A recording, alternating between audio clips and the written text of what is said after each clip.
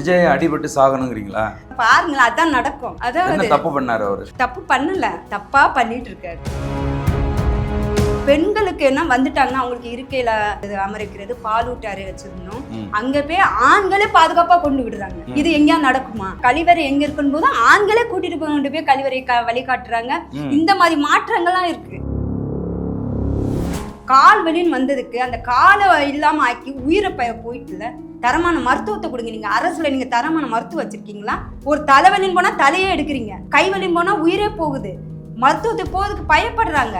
சிந்தனையை நீங்க விதைக்கிறீங்க மக்களுக்கு. கஞ்சாலாம் இன்னைக்கு பள்ளிக்கூடத்துல நடமாடிட்டு இருக்குது. அந்த பசங்களுக்கு நீங்க 1000 ரூபாய் கொடுக்கறத நிப்பாட்டிட்டு அந்த பையன் படிச்ச உடனே அவனுக்கு வேலை வாய்ப்பை உறுதி பண்ணுங்க. என் பெண் சமூகத்தை தான் நான் குற்றம் சொல்லுவேன். ஏன்னா நீங்க ஒண்ணுமே இல்லாதவங்க கிடையாது. நம்ம வீர பெரும்பாட்டியம் தாண்டி சங்ககால இலக்கியங்கள்ல ஆண்களுக்கு நிகரா பெண் பாவலர்கள் இருந்திருக்காங்க, வகுத்திருக்கிறாங்க. அப்படிப்பட்ட பெண்கள் நாங்க ஓட்டு கேட்க போனோம்னா நீங்க எவ்வளவு தரீங்கன்னு கேக்குறீங்க. டாஸ்மார்க் என்ன பண்ணுவீங்க? மதுக்கடையே இல்லாத நாங்க 70 ஆண்டு அதிகாரம் இந்த திராவிட சிந்தனை இருக்கு பாத்தீங்களா, அகட்டி தூர எறிவோம். எங்க தாத்தாவுக்கும் பேரனுக்கும் நடக்கிற சண்டை இது. இந்த தாத்தானை விட பேரன் மிஞ்சிட்டாண்டா அப்படிங்கிற இதான் நாங்க வரலாற்றுல பதிவு வைக்கிறோம்.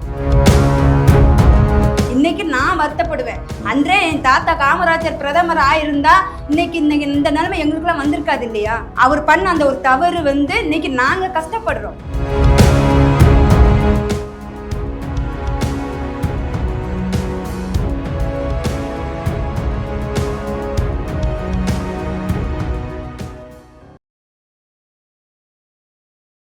உலகம் முழுவதும் பரவி வாழுகிற தாய் தமிழ் உறவுகள் அனைவருக்கும் வணக்கம். இன்றைக்கி நம்முடைய சோழன் சொல்வீச்சு வலையொலியில் நாம் தமிழர் கட்சியின் மகளிர் பாசறையின் மாநில பொறுப்பாளர் மதிப்புக்குரிய தங்கச்சி தங்கமாரி அவர்களை சந்தித்து பேச இருக்கிறோம். தங்கச்சி வணக்கம். வணக்கம் அண்ணா. நாம் தமிழர் கட்சியில் நீண்ட நாட்களாக பயணிச்சிட்டு இருக்கீங்க. இன்னும் சொல்லப்போனால் போராட்ட களங்கள்ல எல்லாம் உங்களை தொடர்ந்து பார்க்க முடியுது. உங்களை பற்றி சொல்லுங்கள். என்னை பற்றி சொல்லணும்னா அது ஒரு பெரிய வரலாறு மாதிரி தான் அது வரும். ஆனாலும் ஒரு சுருக்கமாக நான் சொல்கிறேன். ஏற்கனவே சாட்டையில் நான் சொல்லியிருக்கும் போதே ஏன் நம்ம இந்த கட்சிக்கு வந்தோங்கிறதையும் நான் சொல்லியிருக்கிறேன். நானும் இங்கே என்ன ஒரு நடுத்தர மக்களை வச்சுருக்காங்கன்னா ஏழை பங்காளி மக்கள்னு வைக்கிறாங்க. ஆனால் நம்ம ஏழைகள் கிடையாது, எளிய பிள்ளைகள். நம்ம எல்லாரும் ஒன்று தான். அந்த மாதிரி எளிய குடும்பத்தில் இருந்து தான் திருநெல்வேலி மாவட்டம், எனக்கு தென்காசி ஆலங்குளம் அருகில் தான் இருந்து நானும் வர்றேன். நான் அப்போவே எங்கள் அம்மா அதிமுகவில் இருந்தவங்க. எம்ஜிஆருக்கு நினைவு நாளாக இருந்தாலும் சரி, பிறந்த நாளாக இருந்தாலும் எங்கள் போஸ்ட் கம்பெட்டில் ஃபோட்டோ வச்சு பாயசம் வச்சு எல்லாத்துக்கும் கொடுப்பாங்க அந்த தெருவுக்கு. அப்படி ஒரு இன்னொரு அம்மா இருந்தவங்க தான்.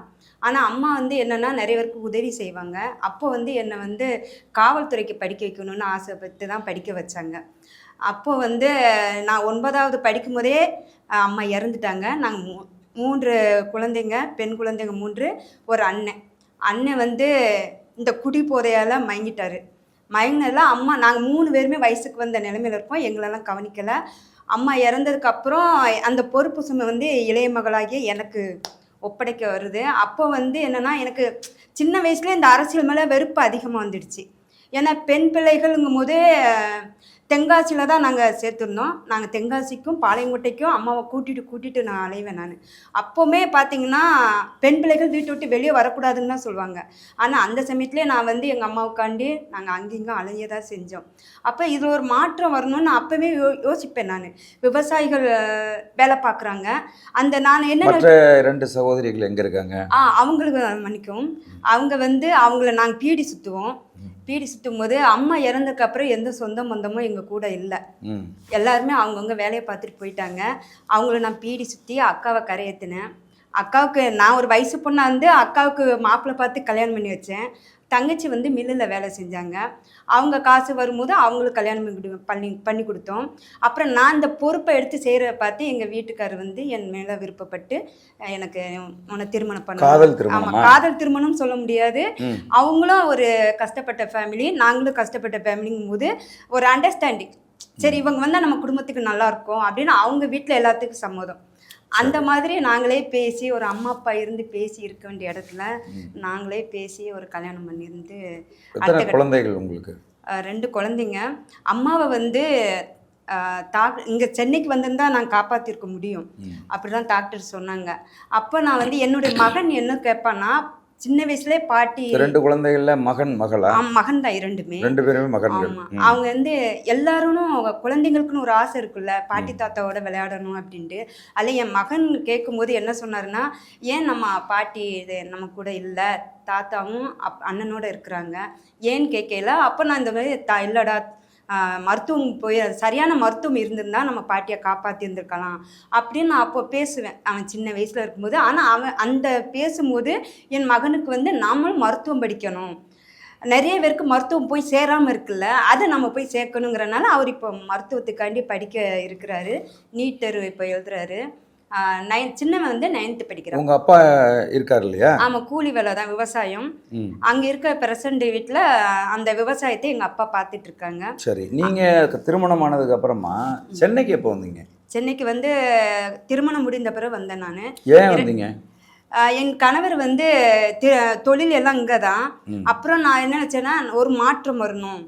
ஏன்னா நான் வந்து சின்ன வயசுல அம்மா வந்து என்ன, நீ காவல்துறைக்கு படித்து 4 பேருக்கு உதவி செய்யணும்னு சொன்னாங்க. ஏன்னா அப்போல்லாம் என்னென்னா காவல்துறைன்னா ஒரு மக்களை பாதுகாக்கிற சக்தின்னு தான் எல்லாரும் மைண்ட் செட்லையுமே இருந்தது, எல்லாம் நம்பினாங்க. ஆமாம், நம்பினாங்க. ஆனால் இப்போ தானே தெரியுது அவங்க வந்து அரசியல் அதிகாரத்துக்கு கைக்கூலியாக மாறிட்டாங்கன்னு இப்போ தானே தெரியுது. ஆனால் இப்போ இந்த சூழ்நிலையை பார்க்கும்போது, ஐயோ நான் காவல்துறைக்கு படிக்காமல் இருந்துட்டேன், இல்லைன்னா அவங்களுக்கு நம்ம அடிமையாக தானே இருந்திருக்க தோணும், நம்மளுக்கு பாதுகாப்பு இருந்திருக்காது. அப்படி நினைக்கும் போது தான் நான் திருமணம் முடிஞ்சு என் கணவருங்க அழைச்சிட்டு வர்றாரு. அழைச்சிட்டு வந்ததுக்கு அப்புறம் நான் வந்து இங்கே நடந்த சூழ்நிலை பார்க்கும்போது அதுக்கு மேலே இருக்குது. கிராமப்புறங்கள்லையுமே அரசு வந்து சரியான ஒரு அங்கீகாரமும் சரி, மக்களுக்கு என்ன செய்யணுங்கிறத கொண்டு போய் சேர்க்கல. அதை விட இங்கே பார்த்தீங்கன்னா நம்ம பார்த்தோம்னா அதுக்கு மேலே இருக்குது. அது நகரத்துல சென்னை நகரத்துல. ஆமா, நரகம் தான் சொல்லணும். அந்த மாதிரி இருக்கும்போது என்னன்னா, இங்கேயும் மருத்துவம் சரி கிடையாது, எங்க என்ன சொல்றது, பாத்ரூம்லாம் சரி கிடையாது. நான் பிரசவத்துக்கு போயிருக்கும்போதெல்லாம் பார்த்தீங்கன்னா அதெல்லாம் கண்கொண்டு பார்க்க முடியாது. இன்னொரு குழந்தை அரசு மருத்துவம், ஆமா, இன்னொரு குழந்தை வந்து பிறக்கணுங்க ஆசையே வெறுத்து போயிடும். அந்த அளவுக்கு உதிரம் எல்லாமே அப்படியே வழியிலேயே கிடக்கும். அந்த மாதிரிலாம் நான் நிறைய சந்தித்தேன். என்னுடைய சந்திப்பின் வலிவு தான். அதே போல் நான் பெரியவங்களுக்கு முதியோர் பென்ஷனு, விதவைகள் வந்து ரொம்ப கண்ணீர் விட்டு நம்ம அடுத்த கிட்ட நகருக்கு நம்ம என்ன பண்ண போகிறோம்னு சொல்லி அழுகும் போது, அந்த குழந்தைகள் சாப்பாட்டுக்கு சங்கடப்படும் போது, தண்ணிக்காண்டி சண்டை வரும்போது, நான் சென்னையில் அந்த சத்யா நகரில் தான், அண்ணா நகரில் நான் இருந்தேன். அங்கே வந்து நிறைய சூழ்நிலை என்ன இந்த அரசியலுக்குள்ள தள்ளிச்சுது. அப்போ வந்து பார்த்தீங்கன்னா நான் ஏன் இந்த அரசியலுக்குள்ள வரோம், அம்மா அதிமுகவில் இருந்திருக்காங்க, நாம் தமிழர் கட்சி நீங்கள் சின்ன பிள்ளையா அம்மாவை கூட்டிகிட்டு அலைஞ்சிட்டு இருக்க காலகட்டத்தில் இருந்திருக்காது. ஆமாம், 2010க்கு அப்புறம் தான் நாம் தமிழர் கட்சி ஆரம்பித்து 2016 தான் அது தேர்தல் களத்துக்கு வருது. நீங்கள் எப்போ நாம் தமிழர் கட்சிக்கு வந்தீங்க? நான் வந்து 2008 வந்து எனக்கு திருமணம் ஆகி என் பையன் இருக்கான். அப்போ 2009 வந்து ஈழ படுகொலை நடந்து கொண்டு இருக்கிறதுல, அந்த சமயத்தில் வந்து என் கணவர் எனக்கு சொல்கிறாரு, இந்த மாதிரி ஈழப்படுகொலைன்ட்டு நம்ம இனத்துக்காரங்களை இவங்க எல்லாரும் சேர்ந்து இப்படி பண்ணிகிட்ருக்காங்க போது நாங்கள் வந்து பேசுவோம். வீட்டில் என்றைக்குமே ஒரு குடும்பத்தில் வந்து கணவன் மனைவியுமே நாட்டு நிலவரத்தையும் பேசணும். அதாவது இல்லற வாழ்க்கை தான் ஒரு கணவன் மனைவியோட வாழ்க்கை கிடையாது. நம்ம 4 சவுத்தை விட்டு வெளியே வந்து மக்கள்கிட்ட இருக்க பிரச்சனையை நாங்கள் பேசுவோம்.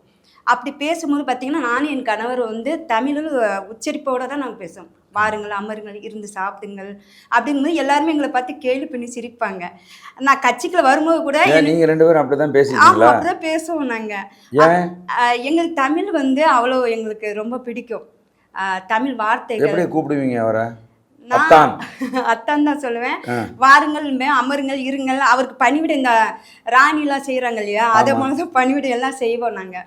அப்படி அவர் உங்களை எப்படி கூப்பிடுவாரு? அவர் வாமா போமா அப்படின்னு சொல்லுவாங்க. ஆனா அந்த சில விஷயங்களை பேசும் பொழுது அந்த வார்த்தைகள் மொழிநடைகள், அந்த மொழிநடைகளை நாங்க பேசிப்போம். உறுதியாகவே நாங்க விளையாடுவோம், விளையாட்டு வாக்கியங்கள்ல விளையாடுவோம் நாங்க. அந்த மாதிரிலாம் விளையாடிட்டு இருந்த சமயத்துல அந்தாலும் இந்த மாதிரிலாம் பிரச்சனை இருக்கு, நம்ம ஒரு மாற்றம் கொண்டு வரணும் அப்படின்னு நாங்க அப்பவே பேசியிருந்தோம். அப்புறம் என் மகன் பிறந்ததுக்கு அப்புறம் பாத்தீங்கன்னா நானே என்ன பண்ணேன்னா ஆங்கில பள்ளிக்கூடத்துல படிக்க வைக்கிறேன்.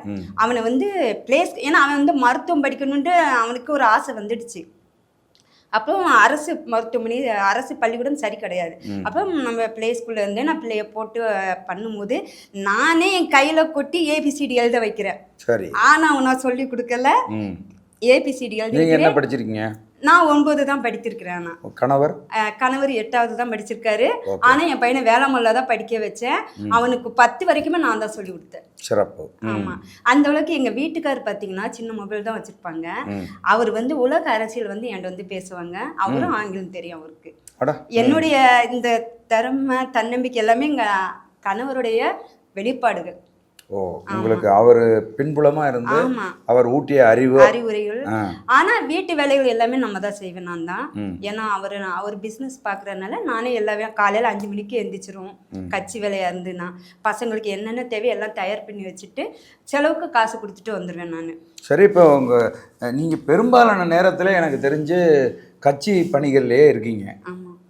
இது உங்க கணவருக்கு மன சங்கடத்தை எதுவும் ஏற்படுத்தாதா? என் கணவருக்கா, நான் வீட்டில் இருந்தேன்னா இங்க பாரு அண்ணனுக்கு நீ உறுதுணையா இருக்கணும்.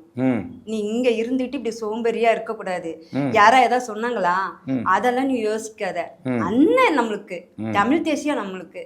ஏன்னா நாம மறந்தோம், நம்ம மொழியை நம்ம மறந்தோம். நாங்கள சத்தியமா சொல்லணும்னா நாங்க நாவல இல்லை. ஏன்னா நாங்க ஆங்கிலத்துல பேச ஆரம்பிச்சோம். இப்ப நான் 9 தான் படிச்சேன். ஆனா நாங்க ஆங்கிலத்துல பேசுவோம். தமிழ் அவ்வளவா மறந்து ஆங்கிலத்துல, ஏன்னா வேளாமல்ல படிக்க வைக்கிறேன்னா அப்புறம் பாத்துக்குங்க எப்படி படி ஆங்கிலத்துல தான் பேசுவோம். இப்ப நாங்க அப்புறம் ஒரு விழிப்புணர்வு வரோம். நானே ஸ்டாப் ஆகிறோம். ஏன்னா நாங்க தான் கணவன் மனைவி நாங்க பேசி போல. ஏன்னா எங்களுக்கு சொந்த மந்த யாரும் கிடையாது, எல்லாம் ஊர்ல இருக்காங்க. நாங்க பேசும்போது நாங்களே ஸ்டாப் ஆகிறோம். எங்க நம்ம ஏதோ ஒரு தவறான போக்கு போற மாதிரி இருக்கு. ஏன்னா இந்தி மொழியை நம்ம எழுத வைக்கிறோம். ஆனா தமிழ்ல எடுக்க வச்சிருவாங்க. அவங்க 80% முக வேளாமல்ல வந்து சூப்பர் தான், அது ஒன்றும் நம்ம சொல்ல முடியாது. அவங்க எடுக்க வச்சிருவாங்க. ஆனாலும் நாம வந்து அங்க ஸ்டாக் ஆகிறோம். ஏன்னா ஆங்கில மொழி கற்றுக் கொடுக்குறோம், இந்தி மொழிக்கு முக்கியத்துவம் கொடுக்குறோம். ஏன் அப்படின்னு நினைக்கும் போது தான் எங்களுடைய மாற்றங்கள் என்னன்னா, நம்ம தமிழை மறந்துட்டோம், முடியவே முடியாது. நம்ம தமிழை விட்டோம், நம்ம நாடு வந்து ரொம்ப சுடுகாடாக மாறிடும். நம்மளை இன்னொரு ஈழ நிலத்தை இங்கே பார்க்க வேண்டிய சூழ்நிலை வரும்னு நாங்கள் எப்போ ஒரு 13 வருஷத்துக்கு முன்னாடியே பேச ஆரம்பித்தோம். கணவன் மனைவி பேச ஆரம்பித்தோம். உறுதியாக நம்ம இதுக்கு மாற்றம் வேணும்னு நினைக்கல. அந்த சமயத்தில் வந்து விஜய் சாரும் வரதா ஆனால் சொல்லியிருந்தாங்க. ஆனால் வரல. ஏன்னா நான் தீவிர விஜய் ரசிகர். ஆமாம், எந்த படம் வந்தாலும் சரி நாங்கள் பீடி சுற்றின உடனே சம்பளம் சனிக்கிழமை வரும், நாங்கள் போய் தேட்டரில் போய் பார்க்க போயிடும் ஒரு கும்பல் சேர்ந்துக்கிட்டு. அந்த மாதிரி இருந்த ரசிகர் தான் நாங்கள். அப்புறம் தான் நாங்கள் தேடுறோம், எங்கேயுமே கட்சி இல்லை. இருக்குது அங்கங்க போஸ்டர் ஒட்டினாதான் கிழிச்சிடுறாங்களே தலைவர். நாம் தமிழர் கட்சி. ஆமா, போஸ்டர் ஒட்டினாதான் அந்த சுவரொட்டிலாம் ஒட்டினாலும் கிழிச்சிடுறாங்க. அப்ப இந்த மாதிரி நாங்க மாதவரம் எனக்கு சொந்த வீடை விட்டுட்டு நான் வாடகை வீட்டுல வந்து கட்சி நடத்துறேன். யாரா நம்புவாங்களா? சொந்த வீட வாடகைக்கு விட்டுட்டு? வாடகையும் விடல, அதையும் நம்பி நான் விடல. அப்பப்போ அங்கேயும் போயிட்டு இங்கேயே வந்து 15,000 வாடகை கொடுத்து வீட்டுல இருக்கேன். ஆமா, ஏன்னா கட்சி வளர்க்கணும், தமிழ் தேசியம் வளரணும். அது அண்ணன் சீமான் அவர்கள் இருக்கும். அந்த சொந்த வீட்டை பூட்டி போட்டு வாடகை வீட்டுல வந்து பக்கத்துல ஆபீஸ் பக்கத்துல இருக்கணும். ஆமா, இருக்கணும். ஏன்னா அப்பதான் நமக்கு எல்லா பக்கம் போக முடியும். என் கணவர் சொன்ன அறிவுரை என்னன்னா, ஒரு பெண்கள் வந்து தனியா வர்றதுக்கு கஷ்டப்படுவாங்க. அப்போ ஒரு பெண் வந்து மீடியாவில் தெரியும் போது, ஆக அந்த பெண் அங்க நிக்கிறா, அப்போ அவன் அங்க என்னமோ இருக்குது, அவங்க யோசிக்க ஆரம்பிப்பாங்க. ஏன்னா இப்ப எல்லாமே சீரியல் தொடர்ல முங்கிட்டாங்க. அவங்கள இருந்து நீங்க வெளியே கொண்டு வரணும்னா நீ வந்து சோர்வே போகக்கூடாது. யாரும் 1000 சொல்லுவாங்க, அரசியல்னா அப்படிதான் இருக்கும். ஆனா நீ அதை மீறி உள்ள போகணும். நம்மளுக்கு எதுவுமே வேண்டாம், எந்த அரசியல் பலமும் வேண்டாம், நீ தேர்தல் நிக்க வேண்டாம், எதுவுமே வேண்டாம். நீ அண்ணனுக்கு தங்கச்சியா இருந்து நீ அண்ணன் கூட இரு, அப்படி ஒரு வாக்கு தான். சரி, வீட்டில இருந்து நான் சமைச்சு வச்சுட்டு வீட்டை விட்டு வரும்போது அவர் செலவுக்கு காசு கொடுத்துட்டு வருவேங்கிறீங்க. நீங்கள் தான் வீட்டில் ஃபைனான்சியரா? சின்ன வயசில் நான் தான் கல்யாணம் பண்ணி வச்சுருக்கேன்னா பாருங்களேன். சரி, நாங்கள் தான் வந்து வீடு எல்லாம் வாங்கினது, ஆவடியில் சொந்த வீடு வாங்கினது எல்லாமே நான் தான் ஐடியா பண்ணி ஃபைனான்ஸ் மூலமாக அந்த அதான் மாச தவணை முறை கட்டுறோம் இல்லையா, அந்த ஐடியாவில் பண்ணி நமக்குன்னு ஒரு வீடு வேணும். ஏன்னா நாங்க என்னென்ன பேசுறோமோ அத்தனையும் அண்ணன் மேடையில பேசுறாங்க. ஏன்னா இங்க வந்து தமிழர்களுக்கு இடம் பறிக்கப்படுது, இடம் இல்லை நம்மளுக்கு. ஏக்கர் கணக்குல இப்ப பாத்தீங்கன்னா எங்க தாத்தா வந்து விவசாய நிலம் வந்து பல ஏக்கர் வச்சிருந்தாரு. ஒரு சூதாட்டத்துல அந்த ஏக்கரோட நிலைமை தெரியாம, அதோட வேல்யூ தெரியாம கொடுத்துட்டு வராங்க. சரி, அப்போ நம்ம வந்து ஒரு வாடகை வீட்டில் இருக்கும்போது இங்கே வந்து நான் நிறைய பேரை பார்க்குறோம் இல்லையா. நம்ம இப்போ பாரிஸ் பக்கம்லாம் போனோம்னா அவங்க தான் இருக்காங்க, சேட்டுங்க தான் இருக்கிறாங்க. அவங்க கண்ணாடி மாடியை போட்டு இருக்கிறாங்க, வீடு மாடி போட்டு மாடி பேசுகிறாங்க, தெலுங்கில் பேசுகிறாங்க, மலையாளத்தில் பேசுகிறாங்க. அவங்களுக்குலாம் சொந்த வீடு இருக்குது. அப்போ நம்மளுக்கு ஏன் சொந்த வீடு இல்லை? அப்போ இந்த நிலம் வந்து நம்ம கைவசம் வரணும் அப்படின்னு சொல்லிட்டு தான் நாங்கள் வந்து ஒரு நிலம் கொஞ்சம் அவுட்டராக இருந்தாலும் பரவாயில்ல அப்படின்னு ஒரு நிலம் வாங்கி போட்டது. அப்புறம் நாங்கள் வந்து பையனை படிக்க வச்சு இப்படி பேசிட்டு இருக்கும்போது தான் மாற்றம் வரணும்னு சொல்லிட்டு அண்ணனை தேர்ந்தெடுத்தேன். எங்க மாதாவரம் தொகுதியை சுத்துறோம், அம்பத்தூரை சுத்துறோம். ஏன்னா நாங்கள் வீடு இங்கே பிஸ்னஸ் இங்கே தான், அதனால மாறி மாறி வரனால அம்பத்தூர்ல பெரிய பதாக வச்சிருந்தாங்க. அப்போ வந்து எங்களுக்கு ஏதோ ஒரு வெளிச்சம் கிடைச்சிடுச்சு. என் கணவர் சொல்றாரு, மாறி அங்க பாரு அப்படிங்கிறாங்க. ஏதோ நம்ம இப்போ ஒரு பெண்களுக்கு ஒரு சேலை வாங்கி கொடுக்கறது, ஒரு அலங்கார பொருட்களை வாங்கி கொடுக்கறத விருப்பப்படுவாங்க. ஆனா என் கணவர் எனக்கு கையை காமிச்சது போர்டு நாம் தமிழர் கட்சி தலைவர் அண்ணன் சீமான் அவர்கள் மாறி அங்க பாரு அப்படின்னாங்க. உடனே அந்த இடத்துல நாங்க நம்பர் அடிக்கிறோம் அங்க இருக்க பொறுப்பாளருக்கு. அப்புறம் அன்பு தென்னரசானாவை தான் நான் சந்திக்கிறேன். அவர் சொல்றாரு, நாளைக்கு நான் என் கணவர் வந்து ஒரு போராட்ட காலத்துல தான் என்ன அனுப்புறாரு. புலிக்கொடி வாங்கி கையில இருந்து நான் இணையும் போதே போராட்ட காலத்துல தான் நான் இணையறேன். எப்படி இருக்குன்னு பாருங்க. அந்த புலிக்கொடியை கையில தூக்கும் போதே ஒரு உணர்வு வந்துச்சு. அப்ப நான் அவன்கிட்ட கேட்கிறேன், என் கணவர்கிட்ட, எப்போ 14 வருஷத்துக்கு முன்னாடியே இதை சொல்றாரு, மாதவரம் தொகுதிக்கு அறிமுகப்படுத்துறாங்க 7 மணி நேரம்ட்ட. அப்போ அங்கே ஒரு போராட்டம், அப்பவே அங்க 100 ஆண்கள் இருந்தாங்க. அப்ப நான் ஒரு பெண்ணா போறேன். அந்த எங்க வீட்டுக்கார்ட்ட சொல்றேன், ஏங்க இத்தனை ஆண்கள் முன்னாடியே நான் அனுப்புறீங்களே, இது நியாயமாங்க, ஏங்க அப்படிங்கிறேன். நான் அப்படி சொல்லக்கூடாது, அண்ணன் சீமான் அவர்கள் வளர்ப்பது. ஏன்னா தலைவர் பிரபாகரன் அவர்களை முன்வைத்து அண்ணன் கொண்டு போறாரு. தமிழ் தேசியம் உறுதியானது, நிலையானது. அண்ணன் சீமான் அவர்கள் மீது நீ நம்பிக்கை வைக்கணும், அவர் வளர்ப்பு என்றுமே தவறாகுது அப்படின்னு சொல்லிட்டு அந்த 100 மத்தியில என்னை விட்டாங்க. அது வரேன் எனக்கு அவங்களோட அண்ணன் தங்கச்சா பலகண்டிக்கு என் கணவருமே களத்துக்கு வந்தாங்க. ஆமா, நான் உனக்கு வந்து அவங்களோட பலகண்டிக்க நான் வரேன் அப்படின்னு சொல்லிட்டு அப்புறம் நம்ம அண்ணன் தங்கச்சா என்ன ஒரு அக்காவா தங்கச்சி அங்கீகரிச்சாங்க. அதுக்கப்புறம் தான் தொடர் நீட்சியாக சின்ன சின்ன பிரச்சனைகள் வந்தாலும் சரி, என் கணவர் எனக்கு வீட்டுல வந்து அறிவுரை சொல்லுவாங்க, நம்ம எதுக்கு ஆசைப்படலை, நமக்கு வீடு இருக்குது, ஒரு வாய் கஞ்சி இருக்குது, கஞ்சி குடிக்கிறதுக்கு நம்ம உழைக்கிறோம், அது போதும். அண்ணனுக்கு நீ துணையா நின்று பெண்கள் மகளிர் கூட்டத்தை கூட்டு, அந்த ஒரு எண்ணம் தான். முதல்ல நாம் தமிழர் கட்சியில என்ன பொறுப்புல இருந்தீங்க? முதல்ல நான் வந்து ஒரு ஒன்றியத்தில் இருந்தேன். ஒன்றியத்தில் பார்த்தீங்கன்னா என்னை வந்து ஒன்றிய செயலாளர் இருந்து உள்ளுக்குள்ளே அடக்கி வச்சிருந்தாங்க. ஏன்னா பெண்கள் வெளியே கொண்டு வர முடியல அவங்களால. நான் உள்ளுக்குள்ளே கொஞ்ச நாள் இந்த IPL போராட்டம்லாம் நடந்துச்சு இல்லையா, அப்பெல்லாம் நான் உள்ளதான் இருக்கிறேன். தேர்தல் நடக்கும்போது நான் ஒன்றியத்துக்குள்ள தான் இருக்கிறேன். அப்புறம் தான் ஏழுமலை அண்ணா அவர்கள் வந்து என்னை ஒரு கலந்தாயில பார்த்து, அந்த பொண்ணு யாரு, தொகுதிக்கு கலந்தாய் கூட்டுவாங்கன்னு சொல்லி அப்புறம் தொகுதிக்கு அறிமுகப்படுத்தி தொகுதி போட்டு அப்புறம் மாவட்டம் போட்டு இங்க அண்ணானு அங்க சின்ன சின்ன சலசனம் வருது. சரி, நம்ம வந்து பிரச்சனைக்காண்டி வரல, நம்ம வந்து என்னால முடிஞ்சது 100 பேர்ல 1000 பேரை உருவாக்க முடியும். இங்கெல்லாம் நம்ம 100 களம் பார்த்துக்கலாம்னு சொல்லிட்டு எங்க வீட்டுக்கார்ட்ட நான் பேசும்போது அவர் வந்து, நம்ம இனத்துக்காண்டி நம்ம என்ன வேணாலும் பண்ணலாம், அண்ணன் இருக்கும்போதே அதிகாரத்தை நம்ம கையாளணும் அப்படின்னு தான் இந்த வாடகை வீட்டுக்கு வந்து இங்க அண்ணனோட பயணிக்கிறேன் நான். ஆமா, தலைமைக்கு வந்து. ஆனாலும் எனக்கு தலைமையிலுமே முழு ஒத்துழைப்பு கொடுத்து அண்ணனுமே சரி, நான் அதாவது அழகா பார்ப்பாங்க, அல்லனா படிச்சிருக்காங்களான்னு பார்ப்பாங்க. இந்த எளிய பிள்ளைக்கு தலைமையில ஒரு இடம் கொடுத்து தங்கச்சிக்கு வேலையை கொடுங்கடா அப்படின்னு சொல்லுவார். அண்ணன் சொல்லுவாரா? ரொம்ப சிரிக்கிறத பார்த்தா ரொம்ப பெருமைப்படுறது மாதிரி இருக்க. உண்மைக்குதான். அதாவது நீ எப்படி அங்கவே நிக்கிற அப்படிம்பாங்க. நான் நிக்கல, அண்ணன் எனக்கு இடம் கொடுத்துருக்காரு நம்ம உரிமையை மீட்டெடுக்கிறதுக்கு.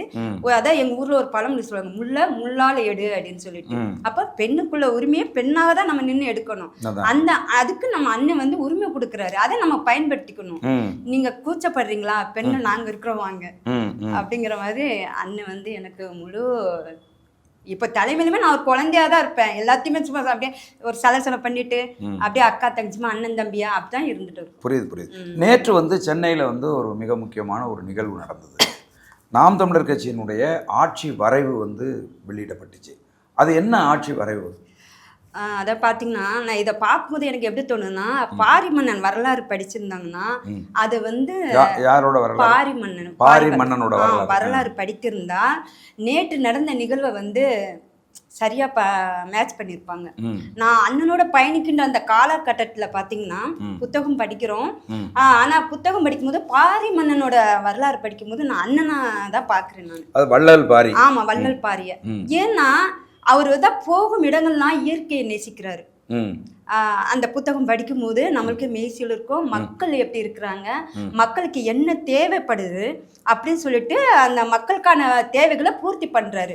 அதுல வந்து அவர் வந்து இப்ப இருக்க திராவிடர்கள் வந்து மனிதர்கள் மட்டும்தான் அந்த ஒரு பொறையில இருக்கிறாங்க. ஆனா வள்ளல் பாரி வந்து இயற்கையும் நேசித்தாரு, நீர்வளம் எல்லா வளத்தையுமே நேசித்தாரு. அப்படி அவர் மலைகள்ல காடுகளை எல்லாமே நேசிக்கிற ஒருவரை நான் இந்த நூற்றாண்டுல பாக்குறேன். அண்ணனை பாக்குறேன். அப்ப அதனுடைய வெளிப்பாடு தான் நேத்து நடந்த செயல்பாட்டு வரைவு. அதுல இப்ப குறிப்பா பாத்தீங்கன்னா இப்ப இருக்கிற அந்த திராவிடம், அதாவது சொல்ல பேய் பிசாசுங்கிறாங்க, நானா விஜய தற்குறிங்கிறாங்க, தருதலன்னு சொல்லுவேன். எங்க ஊர்ல சொல்லுவாங்க வீட்டுக்கு அடங்காதது நாட்டுக்கு அடங்காதுன்னு சொல்லுவாங்க, அடிபட்டு தான் சாகணும்னு சொல்லுவாங்க. அந்த மாதிரிதான் நான் அந்த தருதலையா தான் நான் பாக்குறேன். விஜய் அடிபட்டு சாகணுங்கிறீங்களா? விஜய் அவரு பாருங்களேன், அதான் நடக்கும். மனசால அடிபட்டு சாவ. ஏன் அவருக்கு இவ்வளவு பெரிய தண்டனை வரணும்னு நினைக்கிறீங்க? அதாவது தப்பு பண்ணாரு அவரு? தப்பு பண்ணல, தப்பா பண்ணிட்டு இருக்காரு. அதாவது ஒண்ணு சொந்த புத்தி இருக்கணும், இல்லைன்னா சுய புத்தி இருக்கணும்னு சொல்லுவாங்க நம்ம ஊர்ல. அவருக்கு எதுவுமே கிடையாது. யார் என்ன சொல்றாங்களோ அதை செய்யறாரு. ஒரு அரசியல் களத்துக்கு அது சரியாகாது. ஆனா அந்த அரசியல் களம் வந்து என்ன எதிர்பார்க்க தோணும்னா, நடிகர்களே இனிமே அரசியலுக்கே ஆசைப்பட மாட்டாங்க.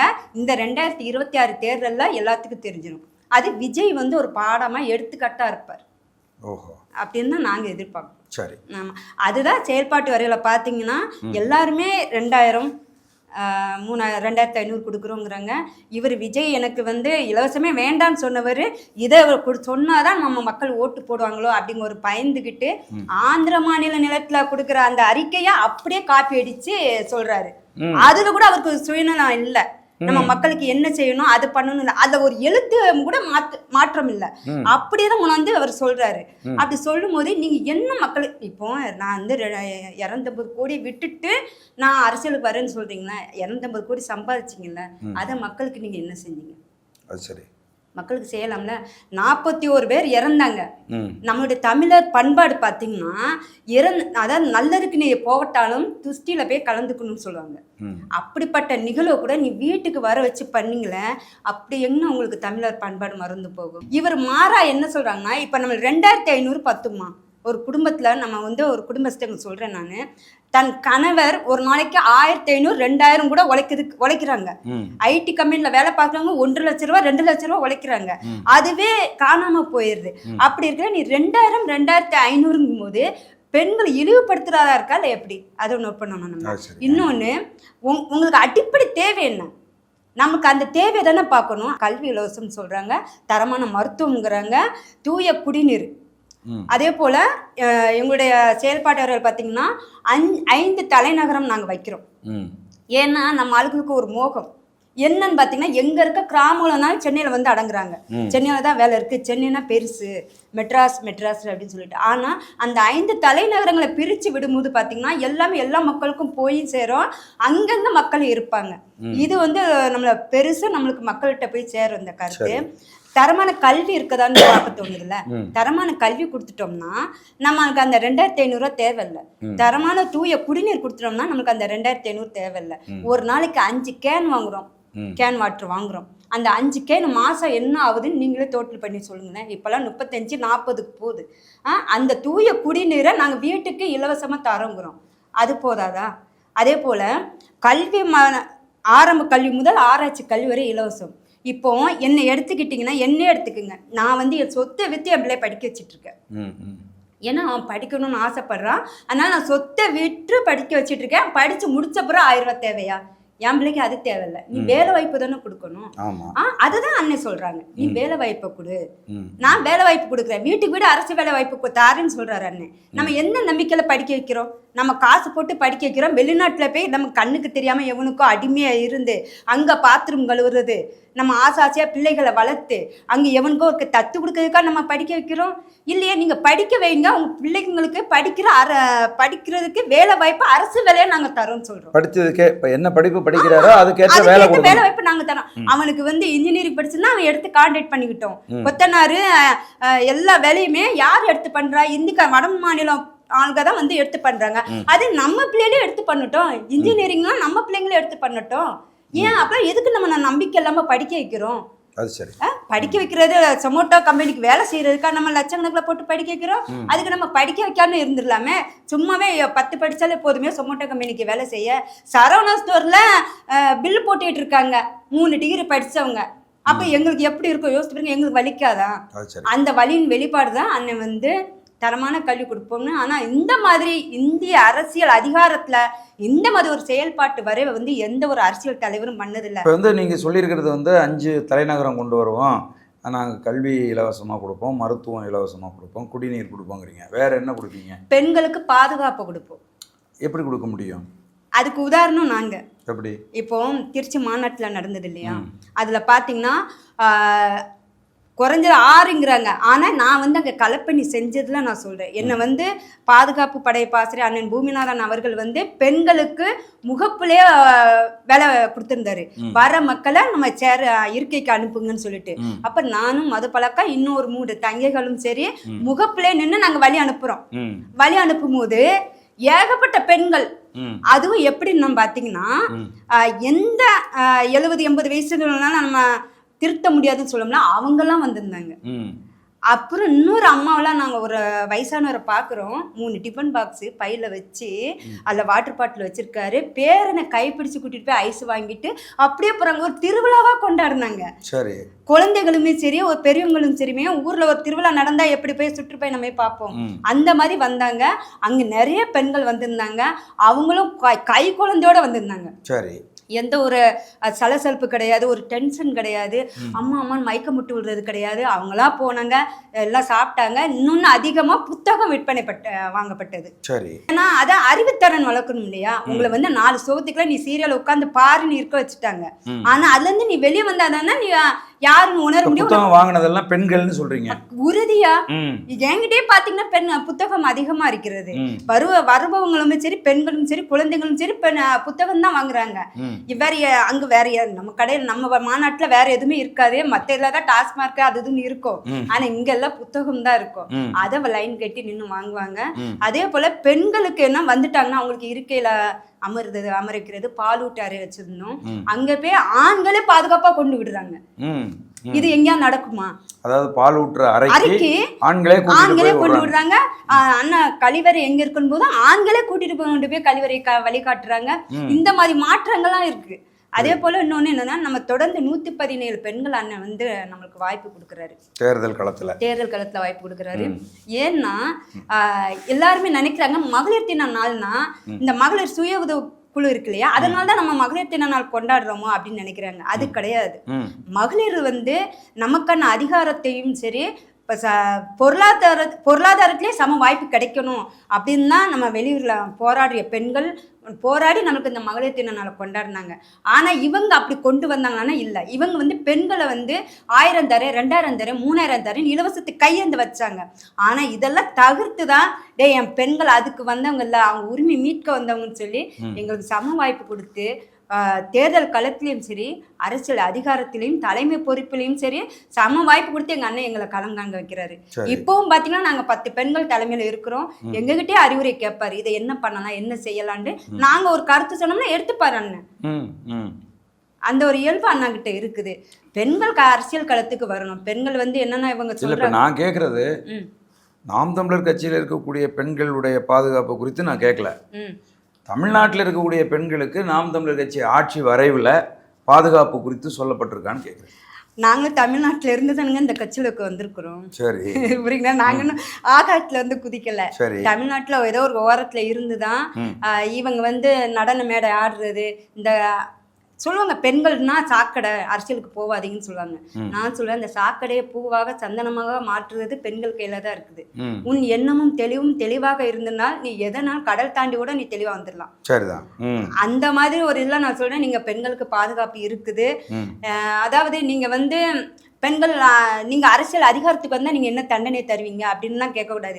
நாங்க ஆட்சி அதிகாரத்துக்கு வந்தாலும் எந்த ஒரு குற்றமும் நடக்காது. ஏன்னா எங்க அண்ணனோட மனசு அப்படி, எங்க அண்ணனோட பார்வை அப்படி. எங்க அண்ணன் ஒரு சொல்லிட்டாங்கன்னா எல்லாரும் கேட்பாங்க. சரி, இப்போ நீங்க வந்து என்ன சொல்றீங்கன்னா மகளிருக்கு உரிமை தொகை 2000 2500 1000ன்னு கொடுக்கறது தவறு அப்படிங்கிறீங்களா? ஆமா, உண்மையாவே. ஏன் மகளிர் வீட்டில் இருக்கிற மகளிருக்கு ஏன் உரிமை தொகை கொடுக்கக்கூடாது? அது அவங்களுக்கு பயன்படும்ல. நான் என்ன சொல்றேன், நான் ஸ்டாலின் அவருடைய மனைவிக்கு கொடுக்குறோம், 2000 ரூபா கொடுக்குறோம். நீங்க யாரும் எதுவும் கொடுக்காதீங்க சம்பளம். அவர் உதயநிதி ஸ்டாலின் மனைவிக்கும் நாங்க 2000 இல்ல 5000 ரூபா கொடுக்குறோம். சரி, மாசமானா அவங்க வந்து அந்த பட்ஜெட்டுக்குலாம் அவங்களால செலவு பண்ண முடியுமா? நீங்க குறைக்க வேண்டிய பெண்களுக்கு என்ன? அவங்க பெண்களின் சுமையை குறைக்கிறதுக்கு தான் ஒரு அரசியல் அதிகாரத்துக்கு வர்றீங்க. அதுக்கான பெண்களை அடிமைப்படுத்துறதுக்கு நீங்க வரல. அதாவது ஒரு ஜிஎஸ்டியை கம்மி பண்ணுங்க, சிலிண்டர் விலை ஏற்றிட்டு போகிறீங்க, அதை நீங்கள் விலைவாசியை கம்மி பண்ணுங்கள். டாஸ்மாக்கால் தன் வீட்டு கணவன் வந்து இறந்து போகிறான், அதால் பெண்கள் நிறைய பெண்கள் கஷ்டப்படுறாங்க, அவங்க அவமானப்படுறாங்க, மானங்கப்படுத்துகிறாங்க. அந்த வீட்டில் ஆண் இல்லையா, உனக்கு என்ன துணையாக நான் வரட்டுமான்னு கேட்குறாங்க. அந்த சொல்லுக்கு என்ன பண்ணலான்னு அதை சிந்திங்க. அதெல்லாம் சிந்திக்கிற விட்டுட்டு நீங்கள் 2000 2500 கொடுத்து என் பெண்களை எதுக்கு நீங்கள் அடிமைப்படுத்துறீங்க? நாங்கள் அடிமையாக இருக்கிறதுக்கு வரலங்க. நாங்கள் அதிகாரத்தை செலுத்த தான் நாங்கள் வந்திருக்கோம். ஏன்னா என் இனம் வாழணும், எங்கள் மொழி வாழணும். நாங்கள் வந்து எங்கள் வீட்டை தான் மட்டும் அதிகாரம் பண்ணணும்னு கிடையாது, எங்கள் நாட்டை திருத்ததுக்கு எங்களுக்கு உரிமை கிடக்குது. ஏன்னா இந்த நாட்டை வந்து அதிகாரத்துக்கு கொண்டு வரதே பெண்கள் தான். அந்த பெண்களுக்கு வந்து நீங்கள் 2000 2500 கொடுக்குறீங்களே, இது எந்த வகையில் நியாயம்? இப்போவே இந்த 2000 2500 ஏன் கொடுக்குறாங்கன்னா எங்கள் அண்ணன் சீமான் அவர்களால் தான். அவர் எங்கே வந்துடக்கூடாதுங்க பயத்தில் இவங்களுக்கு விலை ஏறிட்டு போகுது. இல்லைன்னா 200 300 தான் கொடுப்பாங்க, அதுவும் சில பகுதிகள் கொடுக்க மாட்டாங்க. இந்த இலவசத்தை நீ கொடுக்குற விட்டுட்டு தரமான கல்வி கொடுத்தானே, தரமான மருத்துவம் கொடுத்தானே, தூய குடிநீர் கொடுத்தானே. இப்போ மருத்துவம் பார்த்தீங்கன்னா நம்ம விளையாட்டு வீராங்கனை பிரியா வந்தாங்க, கால் வலின்னு வந்ததுக்கு அந்த காலை இல்லாமல் ஆக்கி உயிரை போயிட்டுல. அதுக்கு நீங்கள் என்ன இது சொல்கிறீங்க? அதுக்கு என்ன வச்சுருக்கீங்க நீங்கள்? அதை சொல்லுங்கள். தரமான மருத்துவத்தை கொடுங்க. நீங்கள் அரசில் நீங்கள் தரமான மருத்துவம் வச்சுருக்கீங்களா? ஒரு தலைவலின்னு போனால் தலையே எடுக்கிறீங்க, கை வலின்னு போனால் உயிரே போகுது, மருத்துவத்துக்கு போகிறதுக்கு பயப்படுறாங்க. அப்புறம் நீங்கள் என்ன சிந்தனையை நீங்கள் விதைக்கிறீங்க மக்களுக்கு? தூய சிந்தனை விதைங்க. நீங்கள் இலவசத்தை கொடுத்து நம்ம கஞ்சாலாம் இன்னைக்கு பள்ளிக்கூடத்தில் நடமாடிட்டு இருக்குது. அந்த பசங்களுக்கு நீங்கள் 1000 ரூபா கொடுக்குறத நுப்பாட்டிட்டு அந்த பையன் படித்த உடனே அவனுக்கு வேலை வாய்ப்பை உறுதி பண்ணுங்க. அவன் அடுத்த தலைமுறை உங்களுக்கு வாக்கு செலுத்தணும்னு நீங்கள் நினைக்கிறீங்களா? அவன் நல்லா இருக்கணும்னு நீங்கள் ஆசைப்படணும்ல. அந்த பெண் பிள்ளைகளும் நல்லா இருக்கணும்னு ஆசைப்படணும்ல. 6 வயசுலேருந்து 60 வயசு பாட்டிமாவுக்கு இன்னைக்கு பாலியல் தொல்லை நடக்குது. படிக்க போன 12ஆம் வகுப்பு மாணவி வந்து வெளியே போகும்போது அந்த பிள்ளைய சீரழித்து கொடுமை பண்ணியிருக்காங்க, உயிரே போயிருக்குது. அதுக்கு என்ன பதில் சொல்கிறீங்க நீங்கள்? அதுக்கு என்ன அறிக்கை கொடுத்தீங்க நீங்கள்? இனிமேல் நாங்கள் குற்றமே இல்லாத சமூகமாக மாற்றணும்னு நீங்கள் சொன்னீங்க அண்ணா பல்கலை யூனிவர்சிட்டியில் நடக்கிறப்போ. அப்படி இப்படி தொடர்ந்து நீங்கள் நடந்துட்டு இருக்கல, இதுக்கு நீங்கள் என்ன பதில் சொல்கிறீங்க? அதெல்லாம் விட்டுட்டு நீங்கள் வந்து யார் என்னோட கூட்டணி வருவா அதை நீங்கள் நினைக்கிறீங்க. 2000 2500 கொடுத்து எங்கள் பெண்களை இழிவுபடுத்துறீங்க. இது வந்து மிகப்பெரிய அவச்செயலாக தான் நான் பார்க்குறேன். இப்போ இந்த 2000 2500 அப்படிங்கிறது பெண்களுக்கு திமுக ஆட்சியில் நடக்கிற கொடுமைகளை வந்து மூடி மறைக்கிறதுக்கு அப்படின்னு நினைக்கிறீங்களா? உண்மைக்கு தான். அதாவது இவங்களுக்கு 2000 கொடுத்தா வாய் மூடிடுவாங்க. நான் என் பெண்களை தான் நான் சொல்லுவேன், என் பெண் சமூகத்தை தான் நான் குற்றம் சொல்லுவேன். ஏன்னா நீங்கள் வந்து நம்ம வந்து ஒன்றுமே இல்லாதவங்க கிடையாது. நம்ம வீர பெரும்பாட்டியம் தாண்டி சங்ககால இலக்கியங்கள்லே ஆண்களுக்கு நிகராக பெண் பாவலர்கள் இருந்திருக்காங்க, இருந்திருக்காங்க, சங்க இலக்கியத்தை வகுத்திருக்கிறாங்க. அப்படிப்பட்ட பெண்கள் நம்ம ஒரு 1000 500 காட்டி இன்னொரு நாட்டில் உள்ளவங்க வந்து வாழ்கிறான் ஆளுறான், அவன்கிட்ட போய் நீங்கள் அடிமைக்கு நிற்கிறீங்களே. நாங்கள் ஓட்டு கேட்க போனோம்னா நீங்கள் எவ்வளோ தரீங்கன்னு கேட்குறீங்க. அப்படி இருக்கும்போது எங்களுக்கு மனசு வலிக்குது, அவங்க சார்பாக எங்களுக்கு மனசு வலிக்குது. பெண் பிள்ளைகளுக்கு பாதுகாப்பு இல்லையே, நமக்கே பாதுகாப்பு இல்லையே. வீட்டுக்கு நாங்களாம் நிறைய போகும்போது பார்த்தீங்கன்னா வீட்டுக்குள்ளே பூட்டிட்டு உள்ளே இருக்கிறாங்க, ஆண்களும் இருக்காங்க இல்லத்துக்கு உள்கேட்டையே உள்ளே பூட்டிட்டு இருக்கிறாங்க. ஏங்க இந்த ஒரு கொடுமை அப்படின்னா என்னங்க பண்ணுறது? அப்பெல்லாம் நீங்கள் அதிகாரத்தை மாற்றுங்க அப்படின்னு சொன்னோம்னா இவங்க இந்த 2000 2500 கொடுத்து அதை ஆஃப் பண்ணிடுறோம். பெண்களுக்கு என்னன்னா ஒரு அரசியல் தெளிவு வரணும், அரசியல் தெளிவு வரல. ஏன்னா நம்மளாம் அதிகாரத்துக்கு போகக்கூடாது போல, அரசியலுக்கு தான் இவங்க தான் இருக்கணும் போல அப்படின்னு ஒரு தோரணையை தமிழ்நாட்டுக்குள்ள தமிழக மக்கள்கிட்ட விதைச்சிருக்காங்க. தமிழ்நாட்டு மக்கள் தமிழக மக்கள்னா பெண்கள்னா சினிமாவில் நடிக்கக்கூடாது, அரசுக்கு போகக்கூடாது, வேற ஏதோ வேலை வாய்ப்புக்கு போகக்கூடாது, படிப்புக்கு போகக்கூடாது. ஏன்னா அவங்களுக்குலாம் பாதுகாப்பு இருக்காது, உங்களுக்கு வந்து ஆளும் திறமை இல்லை அப்படிங்கிற ஒரு போர்வை வந்து தமிழர்களுக்கு போத்துறாங்க. ஆனால் நம்மளுடைய தாத்தா காமராஜர் அவர்கள் 3 பிரதமரை அறிமுகப்படுத்தியவர். இன்னைக்கு நான் வருத்தப்படுவேன், அன்றே என் தாத்தா காமராஜர் பிரதமர் ஆயிருந்தா இன்னைக்கு இந்த நிலைமை எங்களுக்குலாம் வந்திருக்காது இல்லையா? சரி, அவர் பண்ண அந்த ஒரு தவறு வந்து இன்னைக்கு நாங்கள் கஷ்டப்படுறோம். பொதுவாக வந்து குடும்பத்தில் இருக்கக்கூடிய பெண்கள் பெரிய அளவில் வந்து பாதிக்கப்படுறது டாஸ்மார்கால தான் வந்து பாதிக்கப்படுறாங்க. அரசே மதுக்கடைகளை வந்து நடத்துது. நாம் தமிழர் கட்சி ஆட்சி வரைவில் அது குறித்து என்ன சொல்லியிருக்கு?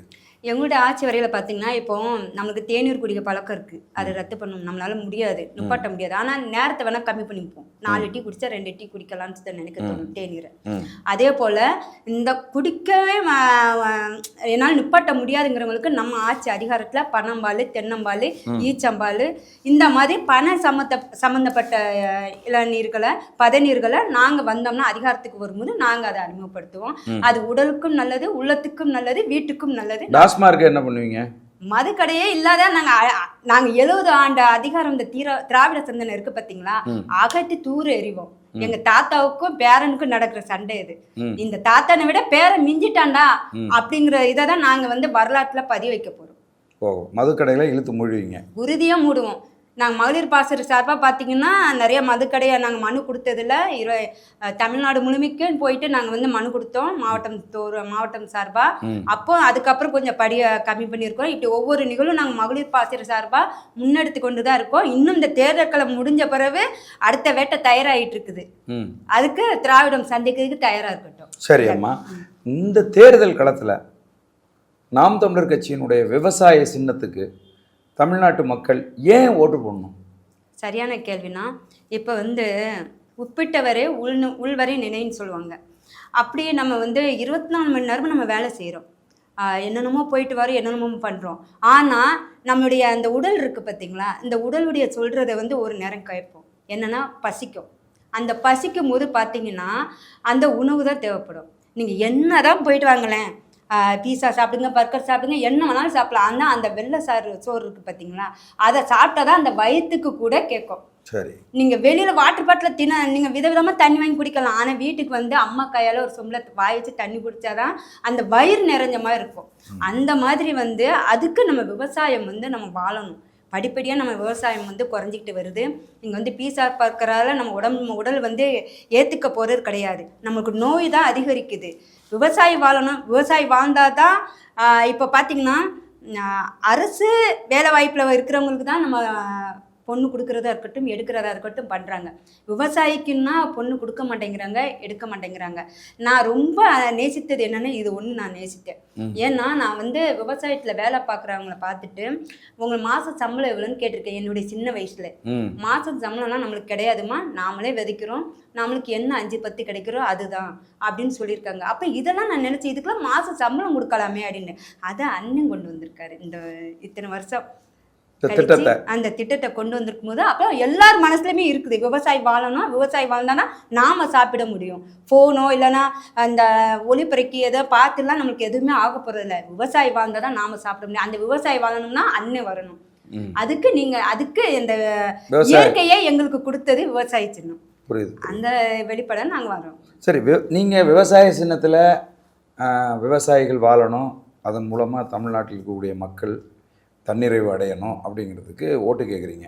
ஆனால் வெளியில் இருக்கக்கூடிய திராவிட கட்சிகள்லாம் என்ன விமர்சிக்கிறாங்கன்னா, இவர் மனுஷங்களுக்கு மாநாடு போட்டதை விட ஆடு மாடுக்கு மாநாடு போட்டார், தண்ணிக்கு மாநாடு போட்டார், மரத்துக்கு மாநாடு போட்டார், மலைகளுக்கு மாநாடு போட்டார், அதுங்க தான் இவருக்கு ஓட்டு போடணும், மனுஷங்க ஓட்டு போட மாட்டாங்க அப்படின்னு நக்கல் நையாண்டி பண்ணுறாங்க. இதை எப்படி பார்க்குறீங்க? அதாவது இந்த இயற்கையில் படைக்கப்பட்டது மனுஷன் மட்டும் படைக்கலை. இயற்கை செடி கொடி மரம் சின்ன புழு பூச்சி எல்லாருமே தான் படைச்சாங்க. ஆனால் அதில் அவங்களெலாம் 5 அறிவு, நம்மளை மட்டும் 6 அறிவுனா அவங்களால பாதுகாக்கிறதுக்கு தான் நம்ம இருக்கிறோம், அழிக்கிறதுக்கு கிடையாது. இதை நம்ம மானுட சமுதாயத்தை இந்த திராவிட அரசு இந்த 100 ஆண்டு சிந்தனை இருக்கு பார்த்தீங்களா, அது இதே வேற மாநிலத்தை கொண்டு போய் இயற்கை அழிக்க முடியாது. இந்த தமிழ்நாட்டில் மட்டும்தான் இந்த வேலையை பண்ணிட்டு இருக்காங்க. இந்த 100 ஆண்டு சிந்தனையில 70 ஆண்டு திராவிட ஆட்சியில எங்களுடைய இயற்கையை, எங்க நீர்வளம், எங்கள் நிலவளம், கனிம வளம் எல்லாத்தையும் அழிச்சிட்டாங்க.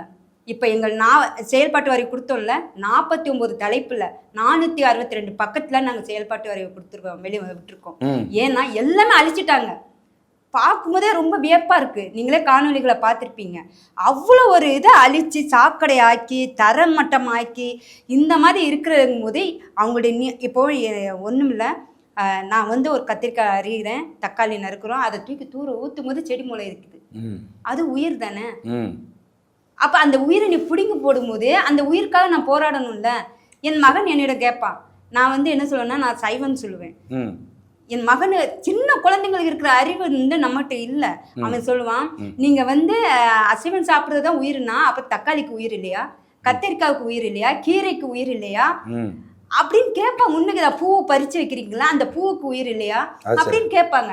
அப்போ என்னன்னா உயிர் இருக்குது, உயிர் இல்லாம எதுவுமே கிடையாது. அந்த உயிரை பாதுகாக்கணும். அப்புறம் அந்த நம்ம வந்து அவங்களை பாதுகாக்க வந்தவங்க. நாங்களாம் ஏரி பார்த்துருக்கோம், கம்மா பார்த்துருக்கோம், குளம் பார்த்துருக்கோம், குட்டை பார்த்துருக்கோம், வாளிக்கிணத்துல எல்லாம் தண்ணி இறைச்சிருக்கோம், ஊர் கிணறுலாம் பார்த்துருக்கோம். அந்த ஊர் கிணறுலாம் இப்ப எங்கன்னா இல்லை. நாம பயன்படுத்திய பொருட்களே நம்ம கண்ணு முன்னாடி இல்லைங்கும் போது நம்மளுடைய வரலாறு என்ன சொல்லும், இளைய தலைமுறைக்கு நம்ம என்ன கடத்துவோம். அவன் இப்போ நாம எங்க தாத்தாவை சொல்றோம்ல, அன்னைக்கு என் தாத்தா பிரதமராக இருந்தா அன்னைக்கு நாங்க நல்லா இருந்திருப்போம் சொல்றோம்ல, அப்ப நாளைக்கு எங்க பிள்ளைகள் கேட்பாங்கல்ல, இந்த அறிவு நாலேஜ்ல என் அப்பா அம்மா எல்லாம் இப்படி அறிவு கட்டத்தனமா இருந்திருக்காங்களே அப்படின்னு யோசிப்பாங்கல்ல. அதுலதான் நம்ம மீண்டு வரணும். நம்ம வந்து இயற்கையை நேசிக்கிறோம், சும்மா நான் போய் செல்ஃபி எடுத்து போடுறதுலாம் கிடையாது. இயற்கை நீ உண்மையா நேசி. நம்ம ஆடு மாடு செடி இப்போ ஆடு மாடு கோழி வளர்க்குறதுலாம் பேசிட்டு இருக்காரு, அதை அரசு பண்ணி ஆக்குறது அப்படிலாம் சொல்றாங்க. சரி, ஆடு உயிர் இல்லைங்கிறீங்க, சரி அதை வளர்க்குற மனுஷன் தானே. சரி, அவங்களுக்கு வந்து உயிர் இல்லையா, அவங்க மனுஷன் கிடையாதா? நீ அப்புறம் ஆடு மாடு வளர்க்குறத அரசு பண்ணி ஆக்குறாரு நக்கல் பண்ணுங்க, நீ அவங்கள என்னன்னா நக்கல் பண்றதுக்கு சமமாகும் எப்படி நான் சொல்றீங்க? அப்புறம் அவங்களுடைய ஒரு மனிதனா இருந்து ஒரு மனிதனை நேசிப்பது கூட உனக்கு தகுதி இல்லைங்கும் போது அப்புறம் எப்படி?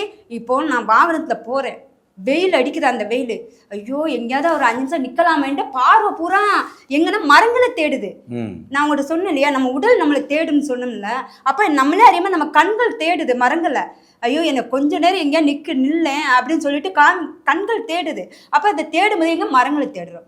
அப்ப அந்த மரங்களுக்கு உயிர் இருக்குது. நீங்க அந்த என்ன பண்ணீங்க, அந்த மரத்தை வெட்டிட்டு ரோடு போடுறீங்க. யாருக்கு? கார்பரேட்காரங்களுக்கு. அப்போ நீங்கள் வந்து உங்களை மட்டுமே சிந்தனையாக இருக்கும்போது நாங்கள் உலகத்தில் இருக்க எல்லா மக்களும் அனைத்து இப்போ வந்து நாம் தமிழர் கட்சி அனைத்து உயிர்களுக்குமானது. அதை முன்வைத்து நாங்கள் போயிட்டுருக்கோம். நீங்கள் இங்கே கேலி பண்ணலாம், நக்கல் பண்ணலாம், என்ன வேணாலும் பண்ணலாம். ஆனால் ஒரு நாள் எங்கள் அண்ணனை தேடுவீங்க. ஆனால் அன்னைக்கு எங்கள் அண்ணனும் சரி, அவருடைய தம்பி தங்கைகளும் சரி, நாங்களும் உங்களுக்கு துணையாக நிற்போம். சரி, மிக்க மகிழ்ச்சி தங்கச்சி. நாம் தமிழர் கட்சி குறித்து ஒரு விரிவான கருத்துக்களை வந்து நீங்கள் பதிவு செஞ்சீங்க. எங்களுடைய அழைப்பை ஏற்று சோழன் சொல்வீச்சு அரங்கத்துக்கு வந்து உங்கள் கருத்துக்களை பதிவு செய்தமைக்கு மிக்க மகிழ்ச்சி. நன்றி, வணக்கம். நன்றி.